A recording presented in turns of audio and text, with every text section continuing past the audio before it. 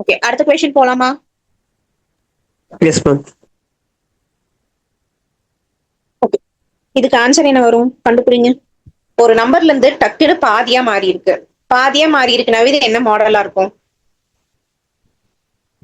0.5. 0.5 model. அப்ப இது வந்து பாதியா மாறி இருக்குனாவே இது கண்டிப்பா 0.5 மாடல் தான் இருக்கும்.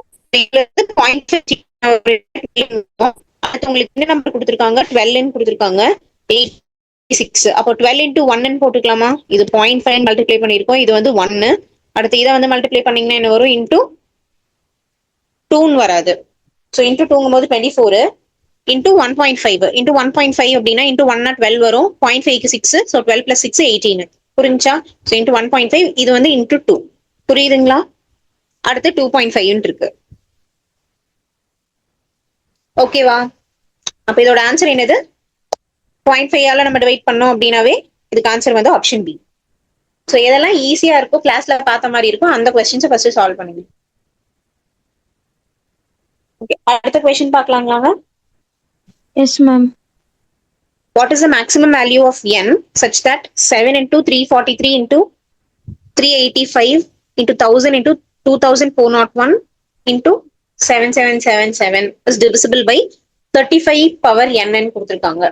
சரி, இப்போ எனக்கு இதுக்கு சொல்லுங்க. இப்போ 5 power 3ன்னு எடுத்துக்கிறேன், டிவைடட் பை 5 power 4ன்னு எடுத்துக்கிறேன். இதை என்னால டிவைட் பண்ண முடியுமா? மேல வந்து பவர் 3 தான் இருக்குங்க, கீழே வந்து பவர் 4ன்னு இருக்கு. இது எனக்கு எக்ஸாக்டா டிவைட் ஆகும். ஆனா 5 power 4 டிவைடட் பை 5 power 3 இதை விட ஒரு நம்பர் இங்க எனக்கு கம்மியா இருக்கும் போது, இங்க எவ்வளவு பெரிய நம்பரா இருந்தாலும் இங்க எனக்கு கம்மியா இருக்கும் போது இதனால டிவைட் பண்ண முடியுமா? டிவைட் பண்ணா நமக்கு என்ன வரும்? 5 power 1 ன்னு பேலன்ஸ் வரும். இதுவே 5 power 7 டிவைடட் பை 5 power 3 அப்படின்னா 3 போக பேலன்ஸ் 4 இருக்குமா? அப்போ 5 power 4 வந்து பேலன்ஸ் வரும். புரியுதுங்களா? சோ இந்த மாதிரி நம்மளால பண்ண முடியுமா?